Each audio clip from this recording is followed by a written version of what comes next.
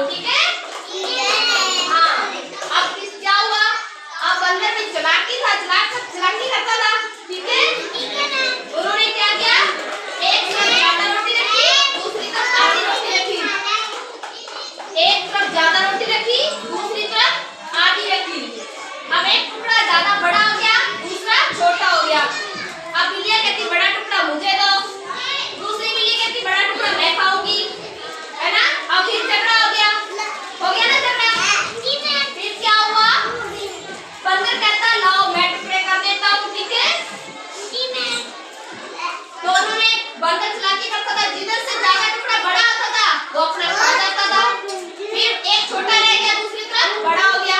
फिर जो बड़े बड़ा हिस्सा था वो इधर से भी तोड़ के खा लेता था, क्योंकि बंदर को भूख लगी थी ना। हाँ, बंदर को भूख लगी थी। अब टुकड़ा इतना इधर से तोड़ दिया, वो भी खा लिया, फिर इतना तोड़ दिया, वो भी खा लिया।